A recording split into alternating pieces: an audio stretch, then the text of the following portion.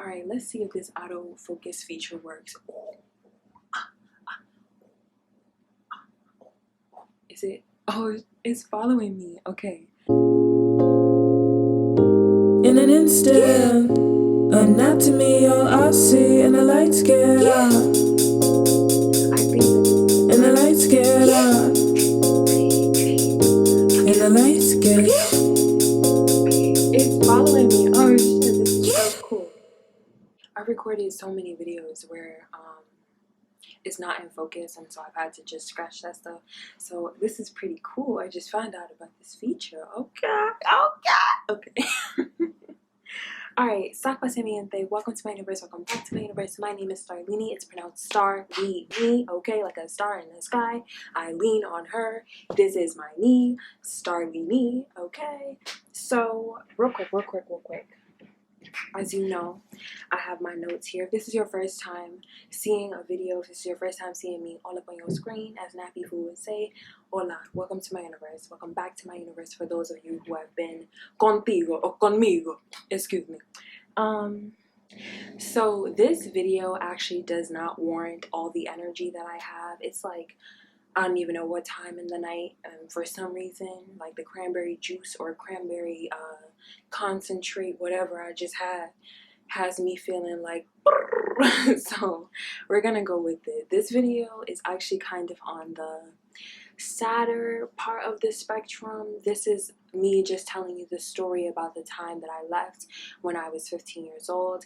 Honestly, my mom is the one who told me to leave, but I realized that I can paint this story in two different ways. You can tell the story, I can tell the story like I got kicked out when I was 15, which is true. I could also say I left at 15 because that's also true. You know, how you, the story that you tell yourself about the things that happen to you are really important, because that's sort of what frames your perception of yourself. You don't paint yourself as a victim, or no, I should say, you kind of paint yourself as a victim when you say I was kicked out, because it's true, but it makes it seem like it was all somebody else's doing, what happened to you. But then it sounds, I guess, more empowering, or it sounds like you had something to do with it as well if you say I chose to leave or I left at 15. So the title of this video will probably be leaving my birth parents' home or something like that when I was 15 years old, and this is that story. Vamos! So I'm gonna give you a little bit of backstory, and I also want to say, like, real quick, that I chose to do this video in particular because I've received several comments from people in the past couple of months, especially during that period of time where I wasn't on my channel. I was making videos and stuff, but I wasn't releasing anything, and I was getting these comments like, can you help me with I want to get emancipated, like I'm trying to leave my family. Somebody said like I just want to leave right now, and I'm just like, no, like don't make a rash decision like that. You kind of want to plan, and I will get to all of that in the end of this video. But I just wanted to say, for those of you who have been commenting things like, I want to leave, I want to go, I can't be here anymore. Like, I understand. I 100% understand, which is why I'm choosing to tell you what happened to me. Vamos. Alright, so this was in 2014. I was 15 at the time, as you could tell by the title. And just a little bit of backstory. During the beginning of this year, I have been doing some reflecting because I noticed that tensions were rising in my parents' home. My parents used to like spar with each other. They used to clash with each other more than anything else. And then what I noticed, I think in 2013 when I was a freshman in high school, 2014, that period of time, I just noticed that my parents were clashing more with us than with each other. And when they were clashing and sparring with each other and stuff like that, it didn't make it better. It wasn't good or anything like that. But then when they turned on us,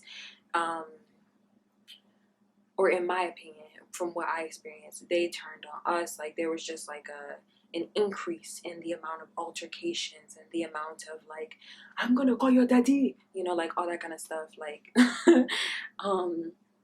I just noticed that kind of stuff started to happen more. So in 2013, I applied for a job in the summertime when I was a freshman in high school, when I was it was the summer after 8th grade. I applied for jobs because I was eligible at the time in the not the state, or maybe it's the state or the city, I don't know how it's regulated, but at 14 I was able to work in my city, but I didn't get hired. I applied for the same jobs that my sisters applied for, and I think that they just didn't want like relatives working together. So I had to spend the summer after 8th grade stuck in the house and just enduring the same old stuff. So fast forward to the summer after freshman year, I was very determined. Again, I was like, I need to get a job because I need that exposure. I just need to get out of this house. We never went anywhere. I'll speak for myself. I never got to go anywhere. It was you go to home, you go to school, you come back, you do your homework, you do this, God, we like, it was just that kind of stuff. And if you are Haitian, if you are Haitian, if you have Haitian parents, then you know about the Legliz, all that kind of stuff, legume or whatever it is, like the church, the school, and I forget what the last L stands for. It's, the Haitians just believe like school, church, and home is like all you need in your life. So, you know, real talk, like I never got to go anywhere. So that summer of 2014, I applied for jobs, and once again, every single place denied me. And I was really bummed. I like kind of sunk into a depression, and I reached out to the program coordinator, and I told her like, I just really want a job. I really need a job, and like, I'm dead ass, bro, like give me a job. So she told me that she would let me know if anything popped up, and sure enough, something popped up, and I got a job at a concession stand in the next town over, or one of the towns over. The only thing was that my dad works like all day, and he was like, okay, well, you could have your job, that's fine, but you're going to have to figure out how to get there. Mind you, my parents never let us take the bus, or I'll speak for myself. I do that sometimes, but I realize I just have to speak for myself. My siblings all have mouths. They can speak for their own selves. My parents never let me take the bus. My parents never let me take an Uber or anything like that. I walked everywhere. I walked with my sister, or sometimes they would just tell me, go by yourself.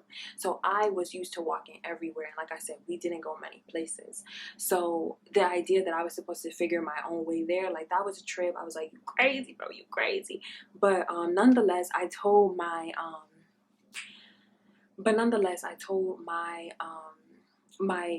soon-to-be employer at the time that the only way that I was going to be able to get to this job is that if, you know, or that I wasn't going to be able to get to the job. She was so desperate for employees at the time, at this period in the season, that she was like, okay, like, I will help you get there. She would pick me up and drive me to work every single day.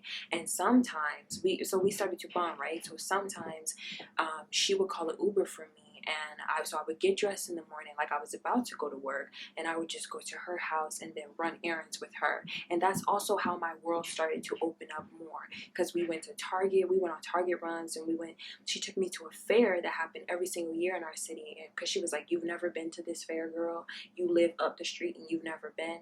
So she just started to open my world more. So I'm just setting the stage for you. Tensions are rising at home. Your girl's eyes are opening like this. Like, oh my God, people go to Target. Oh my God, people go to fairs. Like, I'm like feeling like I'm in Narnia all of a sudden. And all I did was leave the house. So, you know, it was a trip for me. So about a month before I chose to leave, or before the thing happened with my mom, I witnessed my parents get into an altercation with my eldest sister. I witnessed my mom. First, my dad confronted my mom. First, my mom told my dad what happened, because that's how it always happened. My mom would always go put the bug in my dad's ear. Then my dad would be like, oh, stop. Your mom tell me you do this. Your mom tell me you da. And like all that kind of stuff. And then that's how like things would escalate. It always began with my mom telling my dad something. And so that's what happened with my sister. My mom told my dad something. My dad came into the room and started confronting my sister. My elder sister was, I don't even know. I don't even know what she said. I don't know what exactly happened. All I know is I saw some things that I cannot get out of my head. And I witnessed some things. And that altercation put so much fear in my little body at the time.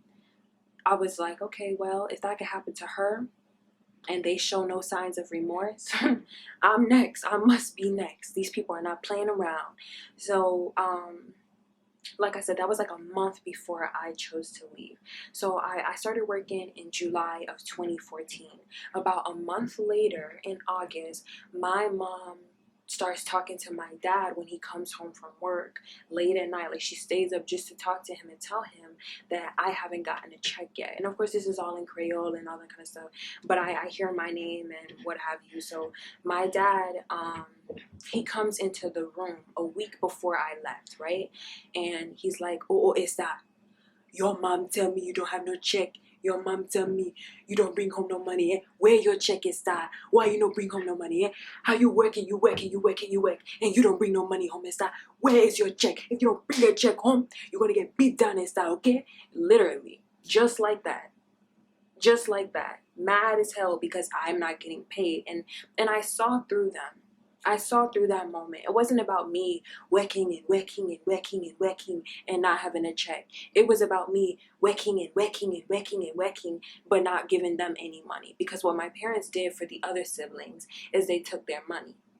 What my parents did for the older siblings, like the elder sister who got jumped and eventually left, she just moved in with somebody like before I left. They would take money from her check, and by take I mean go up to her and demand that they give her, that she gives them money, each of them money.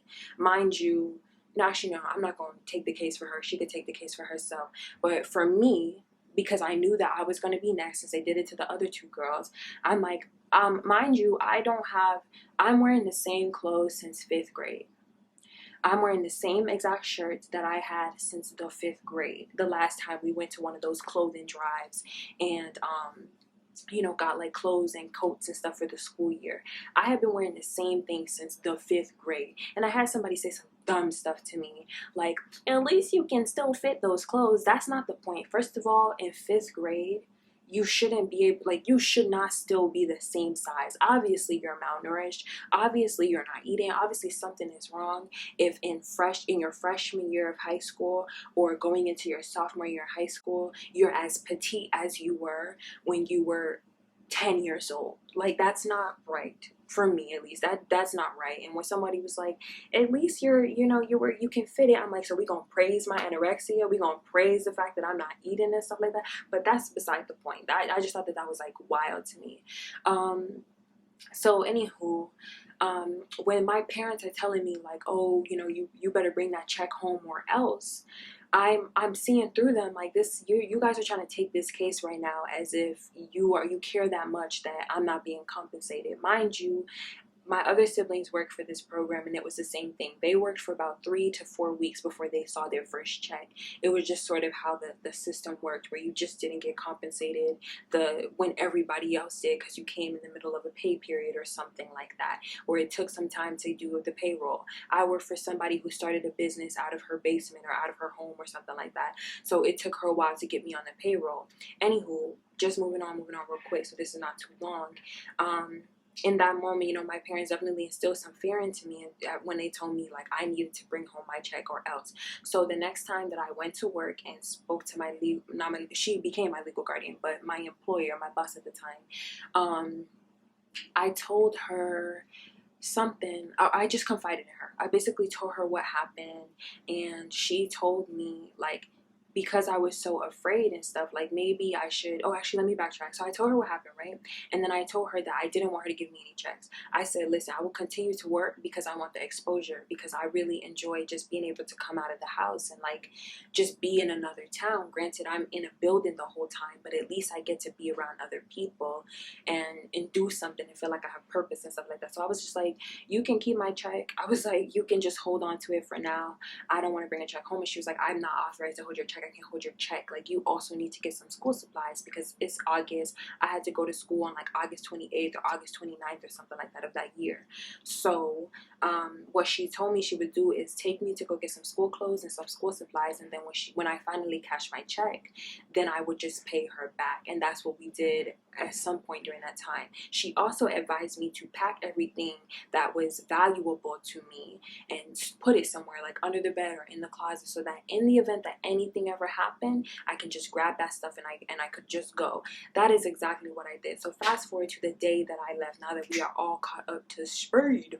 So the day that I left, funny enough, my legal guardian had gave me the idea to go alert a city official.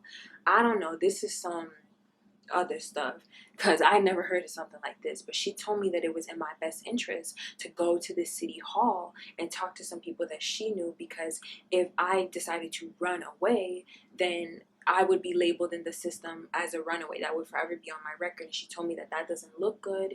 You know, that's not gonna suit well. Like when people are doing background checks and stuff like that, they're gonna assume that I have like issues and stuff like that because I ran away and I'm labeled as a runaway in the system. So she told me that it was in my best interest to go alert the people at the city of Evanston, like the town hall and what have you. So she took me to like the youth parks and rec combined department or whatever. Like everything's kind of in that one office, and I spoke to two people that she knew, and I just told them, like, I have a feeling that something bad is about to happen to me. I just feel it in my spirit because tensions have been rising this year. My parents, there's just something that's different. You know, my mom, just real quick, my mom started to say things like, she said this when we were kids and stuff sometimes, but like it was more in recent years, like 2012, 2011, like that's when I started to hear this kind of stuff where she would say things like, you know, me and your daddy, we're going to leave. You know, my mom doesn't actually talk like that. It's hard to get her exact accent sometimes. But she would say things like we're gonna leave you, we're gonna go back to the islands, like y'all are gonna just have to stay here and figure it out. Like things were just changing amongst my family members and stuff, you know. They called the police on my brother, and it was just like they was just like, nah, y'all can all leave, we don't care about none of y'all. And she used to say stuff like that, and I told my dad once that my mom said that. He started laughing. He said, your mom said we're gonna leave where? Ah, boy. That's literally the response that my dad had. So that's when I was just like, I'm not gonna take her seriously. But anyway, that's beside the point. At the city hall, I told them, I was like, I just feel like something bad is really about to happen to me. I have a bad feeling in my spirit. And they were just like, you know, okay, like tell us what happened. So I told them a little bit about growing up in foster care and then being brought back here, not remembering anybody, feeling like I was being held captive and all that kind of stuff, because I genuinely did not remember anyone. I was taken when I was 5 months old. Like, I don't recall nothing. I don't recall. So I told them everything. They wrote some stuff down, and I didn't understand what the purpose of that was, if I'm honest. So I go home, right? My boss at the time, she drops me off home, and I go upstairs through the back door. And when I open the door, my mom, who is very sensitive to noises as probably part of the mental illnesses and stuff that she has, she was like, who is it? Who is it? And then my youngest sister at the time was like, it's Star, at the same time that I was like, it's me, mommy, it's me. Because I had to always, you know, like soften my voice when I talk to my mom. She always say like, you know, you talk like a man, Star, you talk like a man, soften your voice. So I announced myself, and then I talked to my eldest brother at the time, whose room was like right there, and he was playing video games. So I just like exchanged a few words with him.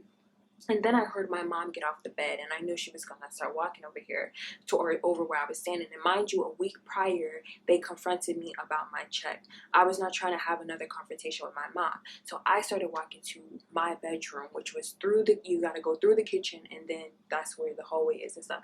So she's coming this way down the hallway. I'm coming this way. My mom just looks at me like, oh, Esther, why you do that, eh? Why you bump into me? Why didn't it, like, just going off on me? And I'm like looking at her like, what are you talking about? Because my mom has done this before to me, and when this happened the first time, I'm even gonna go into that because it was a very traumatic experience. I ended up getting my head bashed into a wall. I ended up getting my head stomped on, and my head ended up bleeding. I ended up waking up in the bathroom on the floor. It was a very, very crazy experience. And she lied. My mother lied and said that I choked her, and it's like, I don't have the audacity to choke my mother. I don't care if I was getting beaten. That's not what happened. I swear to God, that's not what happened. However, again, that's beside the point. So when this little you dig happened in the hallway, I was like, see, what we're not about to do is 2010, 2008 one more time. What we're not about to do is create an excuse, create some sort of like incident so that you have a reason to try to beat on me right now. That's what we're not about to do. So, you know, she's going off at me. You bump into me, eh? You don't say nothing to me. You just come into the house. You don't say nothing to me, eh? What's wrong with you, eh? Shit, see? Like all that kind of stuff, just going off at me. And this is why I walked into the room and I told her, I didn't do anything. I didn't do anything. And she's like, oh, Esta, who you talking to, eh? Who you talking to, eh, Esta? And mind you, I never defend myself against my mom. Hence why, because I figured, let me save myself from this whooping real quick. Let me just save myself. So I would just, like, if she accused me of doing something, fine, I did it. If that meant that the result would be less severe, fine, I would just take it. But I think that what changed was that I had gone to the city of Evanston. I had some exposure, and I was looking at my parents differently, because I'm like, there's this whole world out here, bro. There is this whole gigantic ass world out here, and y'all keep on trying to keep me from it, telling me and thinking to yourself that you're doing something right, when all you're doing is making it much harder for me to be able to thrive when I finally get out of this door. So I think all of that was going through my head subconsciously, and that's probably why I was like, I didn't do anything, because I never do that. So when I stuck my neck out and I'm like, I didn't do anything, my mom took the intensity in my voice. Even though I didn't raise my voice, I said it just like that, but the like made her feel like I was yelling at her or something, like, or like trying to spar with her or something like that. So the next thing that I remember was, oh yes, so I'm like, I didn't do anything. She's like, oh, Esta, I'm telling you, you do something, you tell me no, you call me liar, Esta, you call me liar. And I'm like, I didn't say that you're lying, I just said I didn't do anything, I didn't touch you, I didn't do anything. And she's like, oh, Esta, get out. And she just started screaming for me to get out. She started yelling at me, cussing at me, saying all kinds of stuff to me. And I told her, this is when I got my balls. Wait, that sounds weird. This is when I grew the nerve, is what I meant to say, to defend myself and say no. She told me to get out, and I said, okay, if you want me to get out, call the police and tell me you don't want me to be here anymore. Tell them you don't want me to be here anymore. And she's like, oh, Esta, call the police, eh? And mind you, Haitian people, my parents don't trust the police. My parents don't trust nobody. So when I said to her to call the police on me, just like they did my brother, she did not like that at all. My mother, she said, oh, Esta, when your daddy come in, we're going to beat you, Esta. We're going to take care of you, Esta. You're going to get beat down today.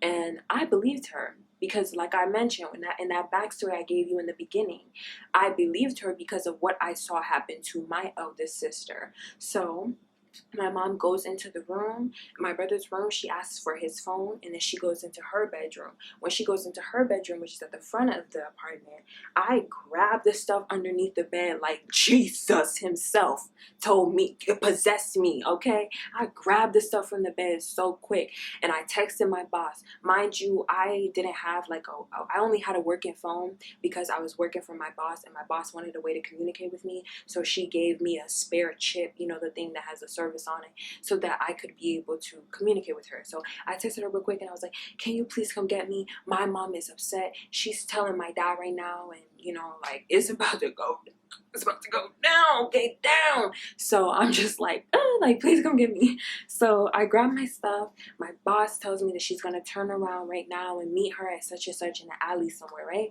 So my second oldest sister is like, where are you gonna go? Where are you gonna go? And I'm like, I'm just going to a friend's house, because like I said, I don't trust nobody. I wasn't kicking it. I wasn't cool with my family members or anything like that. Not my parents and not my siblings. So I'm like, you don't need to know where I'm gonna go. So I tell her I'm just going to a friend's house, and then I go towards the back, and my brother is looking at me like, Star, where are you going? Where are you going? And I said, I'm leaving. I said, I'm getting out of here. I'm leaving. And he said, you should have just stayed quiet. Now, there's the thing about that moment. In all seriousness, that's easy for him to say, because if you know anything about Haitian people, if you know anything about Caribbean people, if you know anything about, I don't know, I can't speak for every single like Latin community or whatever, but The first boy and the first girl are like the prized possessions of every family. The first girl, the first boy, they are untouchable. Granted, obviously that didn't apply to my eldest sister because she got her behind handed to her. But when it came to the eldest brother, he rarely was touched. I did see some things happen to him when he was younger, and that was very traumatic for him and for me, I'm sure.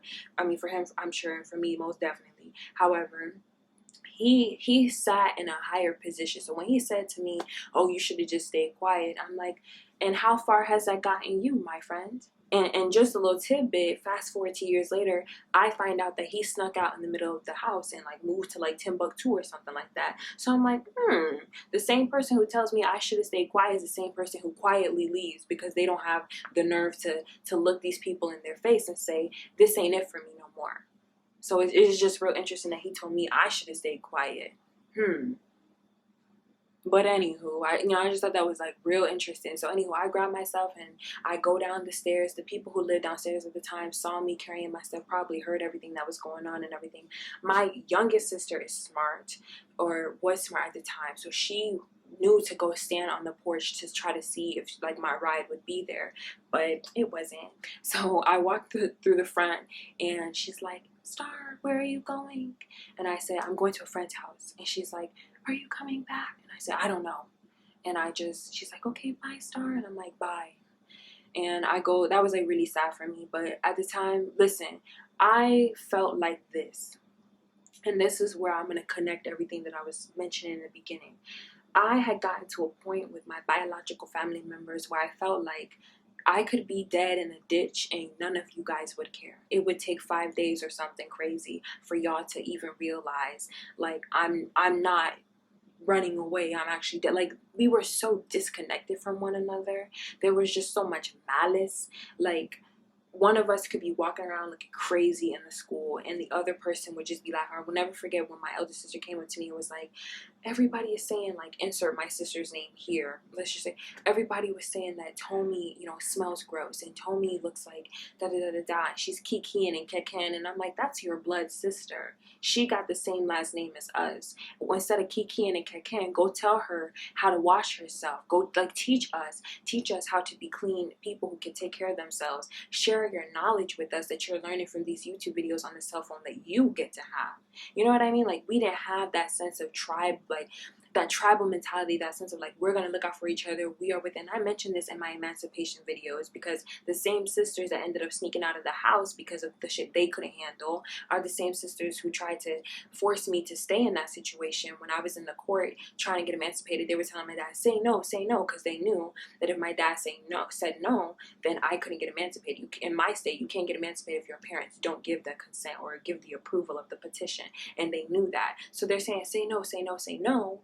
And it's like, we've all been through some stuff. I witnessed my sister get jumped. You think I would stand in the court and say, "Oh no, judge, I don't think she needs to be emancipated"? I would say, let her ass go. Let her ass be alive. Let Jesus recuperate her. Because obviously we're not thriving in this environment. But we didn't look out for each other. People didn't have empathy for one another in that household. And that's why with the youngest siblings, as concerned as I was for their well-being, I felt like, you know what? This is above me. This is some next level telenovela type stuff. This is not for me. This ain't it for me. That's how I felt at the time, because I had difficult relationships with my 3 youngest siblings.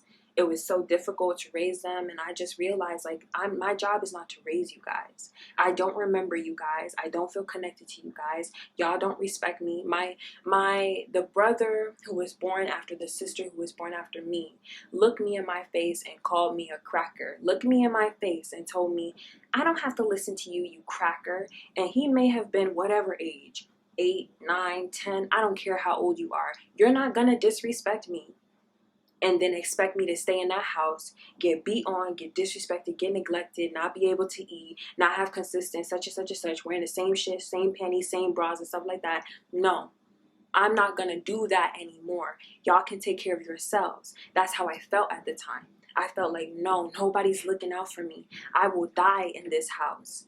before somebody comes to my rescue. That's genuinely how I felt. And if that's genuinely how you feel for the people who keep on emailing me and leaving comments, I'm not going to tell you to do nothing with your life. I'm not going to tell you to leave. I'm not going to tell you to stay. That's not my job.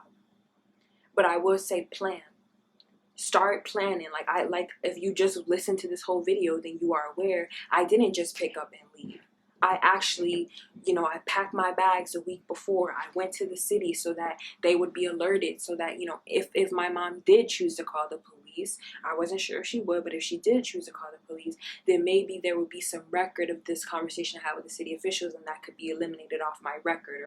And that would be like taken off my record or something. That's the kind of stuff that I had to think about, and that my legal guardian, who was my boss at the time, told me to think about, because she went through some similar situations and became an emancipated minor herself. So I will say, like, for everybody who's like asking me or saying that they want to leave, they want to run away and stuff like that, I feel for you. As I just broke down, the situation with my family was so toxic, and if you knew the different traumatic experiences that I had, like a few that I mentioned, then you probably would be like, yeah, it was probably a really good thing that you decided to leave. I think that it was. At the time, I was scared as hell.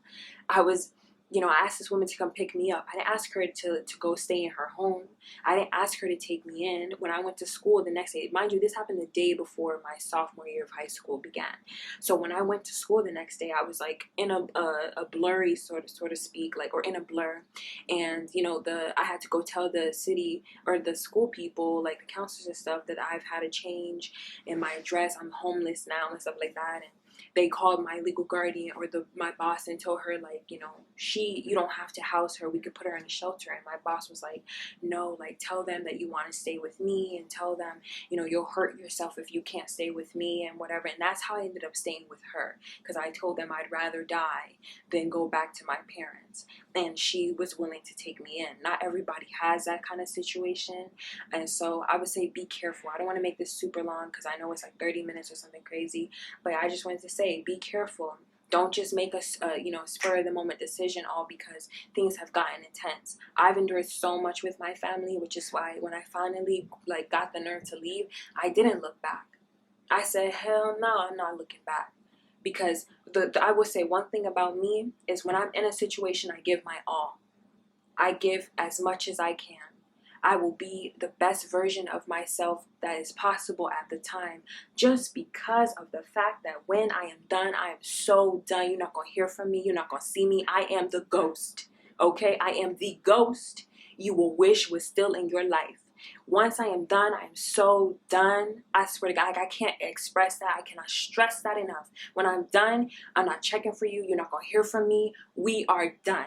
And that's the point that I get to with people, because I know who I am in the time that I'm with you. And I'm not saying that I'm perfect, but I am conscientious enough to work on myself, enough to acknowledge when I'm falling short, enough to ask for help. Shit that my family members did not do and could not do for whatever reason. So that is why now, when my mom is calling me and saying, Esta, why you don't come visit me? Don't fear, mommy. Everybody make mistakes. I'm so sorry.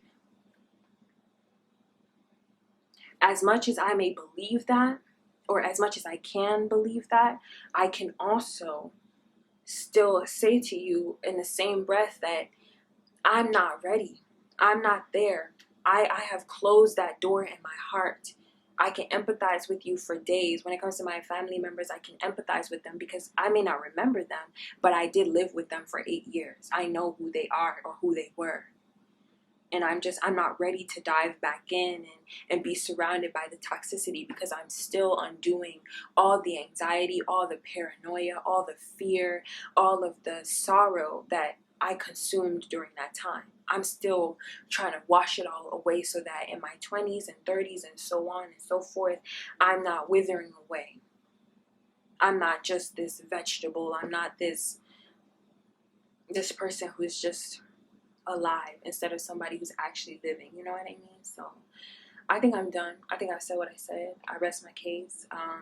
This was just, I just wanted to put that out because I have people commenting and asking or emailing me and talking about wanting to just ditch their parents and leave their circumstance. And I feel like everybody feels like that at some point in their life. Every kid feels like that. But you got to be able to diagnose your situation and ask yourself or just write down or whatever works for you. Discuss with somebody, a therapist or someone you trust. Like, weigh the pros and the cons. Ask yourself, like, are these reasons for leaving shallow, or is your life really in danger? And then you can make that decision, make that next step, and go on, do what you gotta do. Okay, if you gotta be free, come on, get out, girl, if you have to, because do not put your life on pause for nobody. No, because guess what? Death waits for nobody. Death does not care for nobody. So that's all I gotta say. I rest my case. Take care, y'all. Tu sabe.